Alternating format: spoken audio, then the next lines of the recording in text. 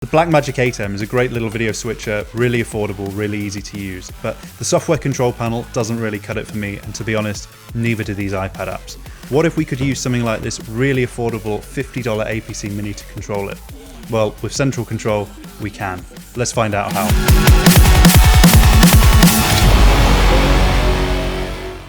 So to make this actually work, we need to make sure we have the latest version of the Blackmagic software. So to do that, we can just go to their support page and scroll down to ATEM switches update, install that, and then we're good to go. So what we're going to do now, just start mapping buttons all over the place? No, there's a plan. So here's my plan for this in Paint. We'll start at the top and work our way down. Along the top, I'm going to have a row of macros, just stuff that I need throughout my show, easily accessible at the top. To the right of that, I've got my fade to black button on one of the clip stop buttons. I've kind of put it in the corner out of the way so I don't accidentally press it, ruin the show, and get fired. Below that, we have the DSK take and auto buttons. I only have two DSKs on this ATEM. So we've got DSK1 take, DSK1 auto, same for DSK2. Next to that, we've got transition selection, mix, dip, wipe. Realistically, you're going to keep this on wipe so everyone can appreciate the production value of your show. Below that, we have the program row, and I have that in red, as you'll see, and we will actually make the buttons light up red. Below that, preview, we'll make that green. Below that, we've got the auto and the take buttons. And on fader 7, we have the T-bar. You might be asking, why don't we put the T-bar on the master fader? Regrettably, I broke that when I got a bit too aggressive during the last song of a knife party set. Then to the left of that, I have mute buttons for the first 7 channels because we can't use the 8th.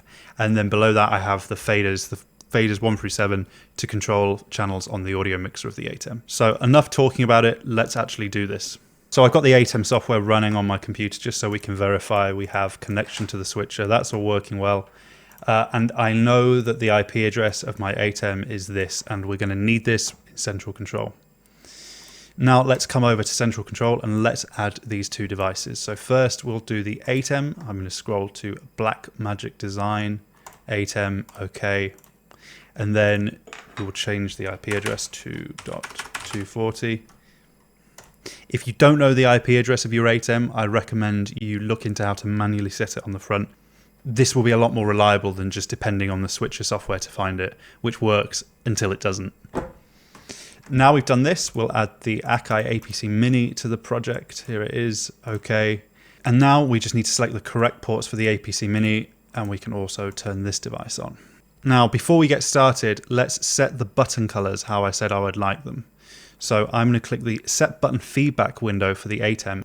So the first one I'm going to do is the bottom row, the preview row. So I'm just going to press the first button of it, and it will automatically find that control. And for on, I'm just going to set this to green, and I'll do it for all of them. Great. And then by default, the others are red anyway, so I don't need to change them. For the macro buttons, they won't light up because there's no feedback for the macro. So I'm going to change their off and default state just to be yellow so we can see them all the time. So let's get started mapping this. So I'm going to select APC Mini again, and I'm going to click Device Mapping, and we're going to start by doing our preview and our program row. It's also really important here that you do enable the ATEM before you start mapping this, otherwise you won't see any of the camera sources like I can here. So let's get started mapping this. I'm going to use Jump to Control, which is essentially like a MIDI learn button, if you will. So when I actually press a control on the APC, it will jump to that position in this list of controls. It will find it for us. So the first command we're going to do is set preview row, and I'm going to start with camera 1. What we'll do is we'll map the first 6 cameras, and then we'll do the 2 media players at the end. I'm going to turn on quick assign as well, which every time we hit the add command button, it will then go down to the next sequential control in the list and increment any parameters for the command that might be relevant. So this way I can just keep clicking the add command button, and as if it was magic, the whole row will be assigned really quickly. So let's just click this. We'll click it 6 times. And then when we get to 7, we're going to change to media player 1.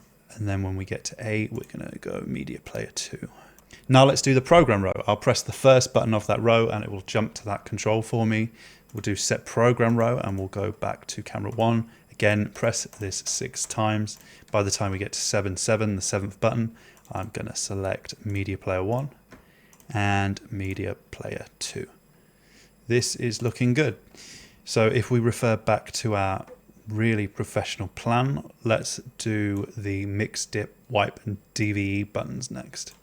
So to do that, I will find that control, I'll press it, matrix 6.5, and the command I want is set transition style. I'm going to turn off quick assign because these aren't in the order that I want them in. So let's do mix for this one. We'll go to the next one and we'll go to the next one and we'll do dip. Then it is wipe, which we will use throughout our show. And then DVE. Now we'll do our downstream keys. So I will press this button here to find that control.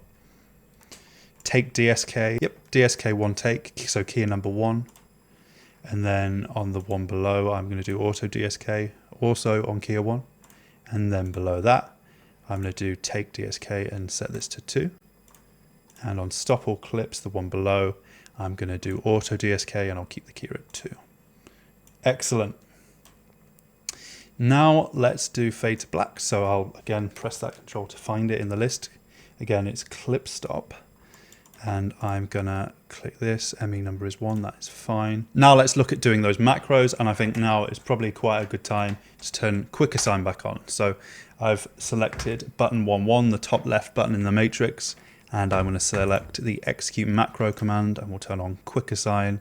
Just press this 8 times, and now that will execute my first 8 macros. That's great. Now let's do the row of buttons just above the faders. So I want these first 7 to be the audio toggle on and off the mute switches. So let's find the button by pressing it again, and let's find the command toggle audio channel. Quick assign will leave on and we'll just assign these 7.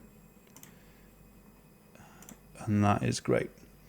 And then let's have this one. This one we want to be take. So I'll press this and it is take ME1. And then the shift button we're going to use as auto. So that's done. Let's mount the faders. So let's change this to faders in the top left, fader 1, and we'll start with set audio channel level, go back to 1, and again, quick assign is on. So I'll just press this 7 times, then fader 8, set T-bar for ME1. And that's mapped. The entire ATEM is mapped for my show and we're ready to roll. So let's bring up the ATEM software panel so we can actually see this working. So I'm going to start pressing my preview row buttons. They light up green as we expect. Program. And this is completely two-way. If I come into the ATEM, that's following along, no problem. T-bar works really nice and smooth. I can change my transitions as I want. Dip, wipe, DVE. Take works as you'd expect, and as you can see, the feedback is updating. Auto. Perfect. Let's take a look at the mixer. I have control over these channels. Again, it's really smooth, works really nicely. So this device doesn't have motorized faders, and this can be an issue when you're using layers, because when you switch, the fader will be in the wrong place, and then as soon as you grab it, the control will jump. So if we look in the ATEM's mixer, I'll bring this fader down to here. And now as soon as I grab this control, it jumps to the position the controller's at, which would be pretty undesirable during our show. So let's go back to central control and we'll just turn ATEM off so we can enable this fader takeover mode. Now what will happen is if I bring this down, the fader won't take over the level on the ATEM until the physical control is in the same place. Again, hopefully stopping us from getting fired for ruining someone's show. The buttons along the bottom, which we mapped to toggle, are working great. We can turn channels on and off. If we turn on fade to black, you'll notice the LED actually flashes, so we're aware that fade to black is currently engaged. And again, don't ruin the show. And that's how easy it is to MIDI map an ATEM in central control. And you don't have to stop at MIDI. You can use a NewTek USB control panel, X keys, OSC, all of this, it's all possible in central control. If you have any other questions or you'd like to see a video about something else, send me an email or join our Facebook user group. It's really active and it's a great place to get your questions answered.